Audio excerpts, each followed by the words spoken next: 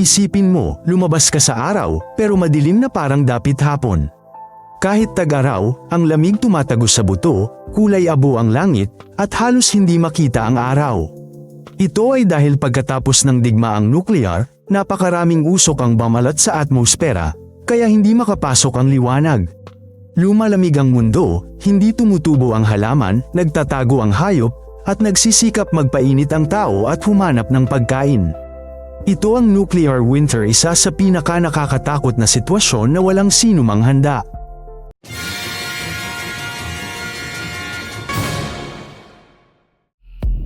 Marami ang nag-iisip na ang peligro ay ang mga pagsabog mismo, ngunit ang pinakamalala ay nagsisimula pagkatapos.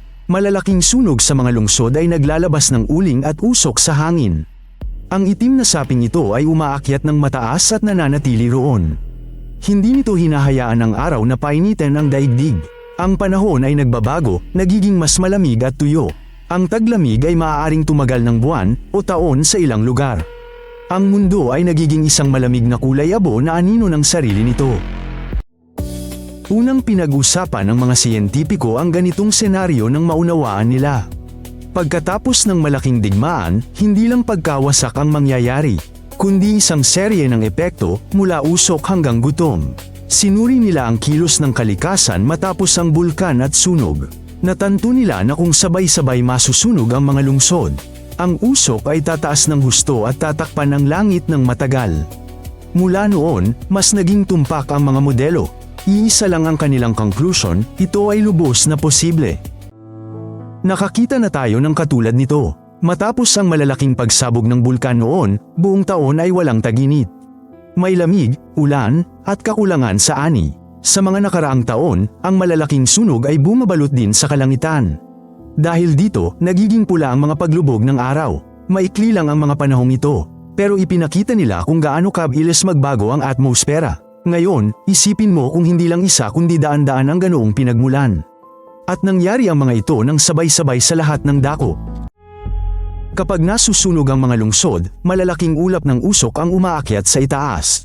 Minsan, umaabot pa ito sa itaas na bahagi ng atmosfera. Doon sa itaas, hindi ito nahuhugasan ng ulan at hindi bumababa sa lupa. Nanatili ito at patuloy na humaharang sa liwanag. Habang tumatagal, lalong lumalamig ang paligid. Hindi na gumagana ang kalikasan tulad ng dati. Hindi namumulaklak ang mga puno. Naliligaw ang mga ibon sa kanilang ruta. Sa lupa, may lamig ng gabi kahit tag-init. Kinalkula ng mga siyentista ang iba't ibang sitwasyon, kung lokal lang ang gyera, bahagyang lalamig. Ngunit kung masusunog ang maraming malalaking lungsod, bababa ang temperatura halos sa lahat ng dako. Hindi darating sa oras ang tagsibol, at masyadong maikli ang tag-araw para magtanim. Kahit sa maiinit na bansa, magkakaroon ng yelo, at kung saan umuulan, magiging tuyo. Lahat nasa sira dahil hindi na gumagana ang langit tulad ng dati. Una, delikado ang radyasyon. Sumunod ang lamig at dilim. Pero may isa pang banta, ang pagkasira ng ozone layer. Pinoprotektahan tayo nito sa UV. Hihina ito pagkatapos ng nuclear blasts. Kahit walang sikat ng araw, mas mabilis pa ring masusunog ang balat. Masama ito sa tao at halaman. Bumabagal ang paglaki, nagiging marupok ang balat, lumalabo ang paningin, bababa ang pakiramdam kahit nasa loob pa ng silungan. Ang agrikultura ay parang orasan. Kung hindi dumating ang init sa oras, walang aanihin. Kung kaunti ang liwanag, walang tatubo. Maging patatas o repolyo, kaunti ang bunga. Ang mga butil ay hindi hinog. Unang problema ay sa mga bansang umaasa sa import. Nawawala ang supply, hindi walang hanggan ang bodega. Mahirap mag-imbak ng pagkain nang walang kuryente. Magsisimula ang labanan sa pagkain. Hindi mananalo ang may pera, kundi ang may reserba. Kung walang ilaw at init, lahat ay mamibigay. Masisira ang makina, kulang ang gasolina, nakatigil ang pabrika, sarado ang daan. Kahit may pagkain, pahirapan ang paghatid. Ipagbabawal ng bansa ang export. Lalabas ang ration card, haba ng pila, may black market. Ang presyo ng pagkain ay tataas ng sobra. Kahit mayaman, mauunawaan na di pera ang lahat. Magiging luho ang kuryente, hindi sisikat ang araw at hindi dadalhin ang gasolina. Ang mga generator ay kahunlang kung walang gasolina. Ang matitira lang ay mga paraang magagawa sa lugar, pugon, biogas mula sa basura, mga mainit na silid, at pamumuhay ng may grupo. Uling, panggatong, pati dumi ng hayop, lahat gagamitin. Mas malaki ang pag-asa sa mga lugar na may hydroelectric o may hangin. Sa iba, kailangan nating magpainit ng sama-sama, magbahagi ng pagkain at magtago sa hangin.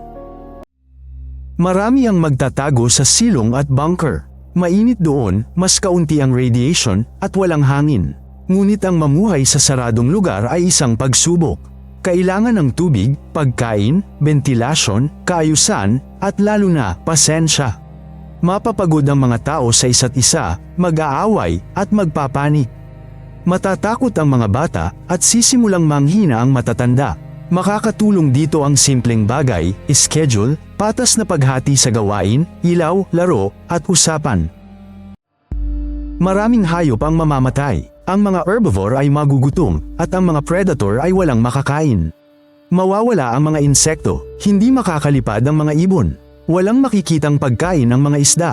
Mananatili ang mga pinakamatibay, daga, ipis, at uwak. Hindi magtatagal ang mga alagang hayop kung walang pagkain. Tahimik ang kagubatan, wala nang laman ang mga bukirin. Kahit hindi mo makita ang pinsala, madarama mo ang katahimikan. Hindi na humihinga ang kalikasan tulad ng dati. Ang karagatan ay mas mabagal lumamig, ngunit kulang pa rin ang liwanag doon. Ang plankton, pundasyon ng buhay dagat, ay halos maglaho na. Kasama nito, mawawala ang isda, balyena, at mga ibon.